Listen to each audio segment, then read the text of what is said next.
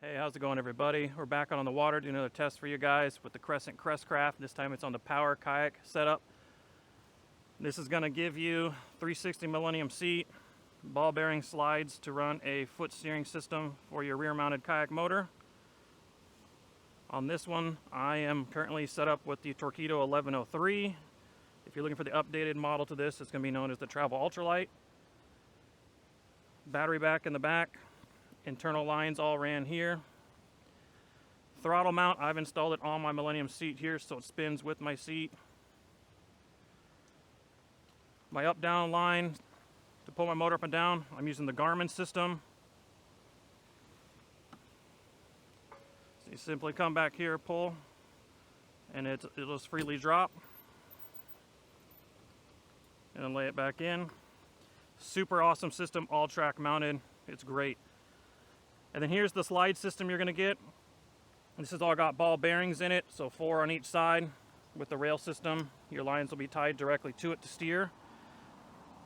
I have had a few issues with this, but I think it might be more human error, but that's what we're out here to test for.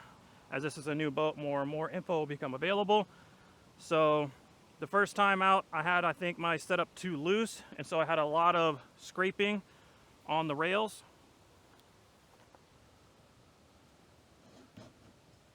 So I've cleaned that up and I've tightened my ball bearings up. And today, to just double check everything, you're gonna need Allen key, wrench, and a screwdriver if you wanna do these out in the water. Basically the Allen key goes onto this side on the top two here, and then your wrench is gonna go on the back side, and that's how you can adjust the tension of the bearings for your slide. And then if your rails become loose at all, screwdriver to tighten this bracket up to hold the rail in a tighter position. So, not a big issue. Like I said, tools, sometimes you got to set them up. It's a new boat, new system. I got to dial it in perfectly, so that's what we're out to do.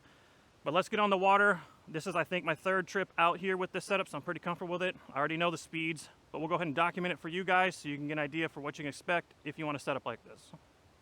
All right, now that we're on the water, let me show you what you can expect with a 3-horse kayak motor similar to the Torqeedo, or if you want to do a Newport NK 300, something in that realm. Throttle's all here. The beauty of these systems, it has built-in GPS so I can monitor my speeds and how much battery is being drawn, and it automatically calculates that in real time so you can figure out your distance at that speed that you need to have. So if you need to save some energy, throttle down and it'll automatically calculate back out. So great systems inside here, good computers, but you always bring a GPS like I have on my phone, and I'll double check the speeds for that once again. So let's go for it. Torqeedo is probably the quietest motor in existence. Absolutely love these systems. No noise. The only noise you're going to have on a platform like this is from the turbulence on the backside of the skiff itself. Because it's square, there is a bit of water turbulence that happens, so you get some noise back there. But overall, these motors are incredible. So right now, we're using 78 watts. We're doing 2.7 miles an hour. So you can do that type of calculation. At this speed, it's calculating I have 27 miles of range in my battery unit. As you throttle up, it'll get reduced incredibly quick. Keep in mind, full throttle is how you burn your batteries out. If you reduce that to 70, 80, 60%, stuff like that, you'll get tons more range. But that's not what we're here for, range. So let's go up more.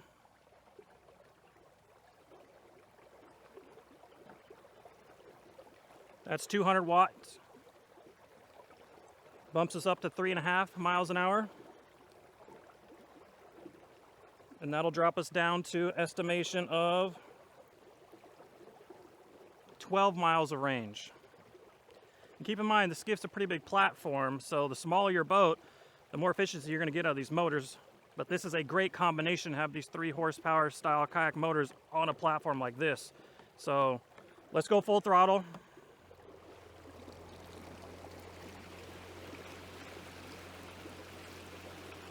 It's beautiful. Once again, no noise from the motor. It's all just turbulence from the rear of the kayak.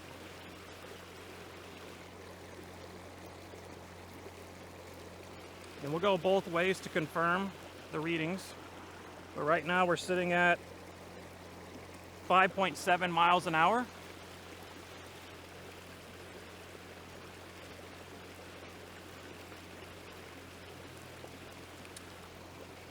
GPS on my phone is confirming we're at 5.7 as well. So very accurate. And if you were to maintain something like this, it's calculating about 4 miles of range, full throttle. All right, let's work on some turning. The ball bearing system. Keep these pretty tight. If you have them loose, like the first trips I had, they were grindy. This is far superior. So take the couple tools like I mentioned earlier and do a test run or two and just dial them in. Once you get it like that, you just push, pull like this, couple inches on the one side, couple inches on the other side, and it's very responsive.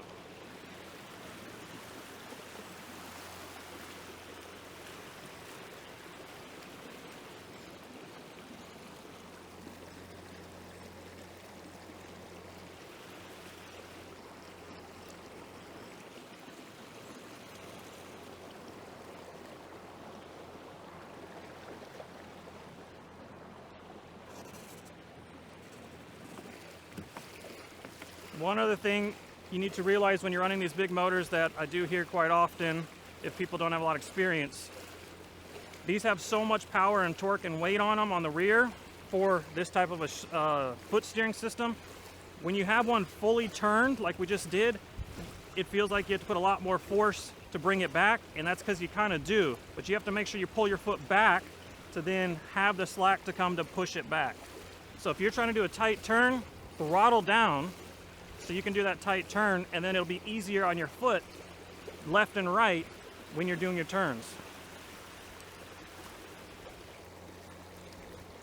So now we're heading this way just to double check speeds. Yeah, we're sitting at about 5.7 miles an hour.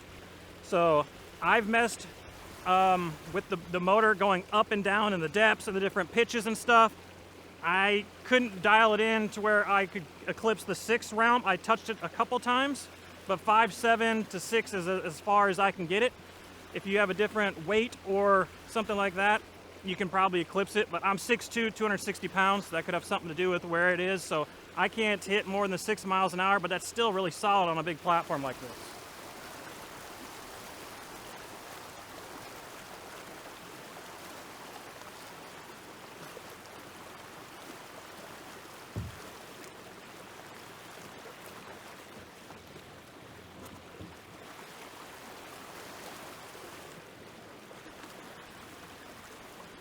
So if you're looking for a big boat, let's throttle down.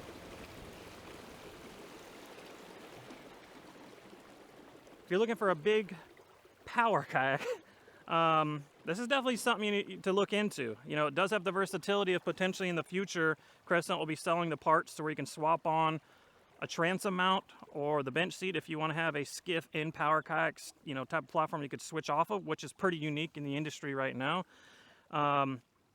But it's a great platform overall. The stability is incredible. I mean, you can stand up all day if you want on this platform. You could add a bow mount trolling motor if you want that type of control up front as well. It's just got a lot going for it. The seat, 10 out of 10. Everyone knows the Millennium seats are awesome. That's why so many companies are running them nowadays. They're just a blessing to have this much support for your back and to be this high off the ground for stability. When you're getting up and down, makes it easy, and also the blood flow to your feet's great. So, key takeaways. When you get the power kayak variant and you're running a bigger motor like this, take the couple tools I recommended with you and adjust your bearings, tension, to make sure that they slide smoothly and properly when you're at full torque. That is a must you need to do. Otherwise, you'll end up like me on my first trip or two where you have some grinding going on from them being too loose from the system. But otherwise, super awesome platform. So far, it's been an awesome time. And we'll keep doing more testing for you guys. If you got any questions, let me know. Catch you guys in the next one.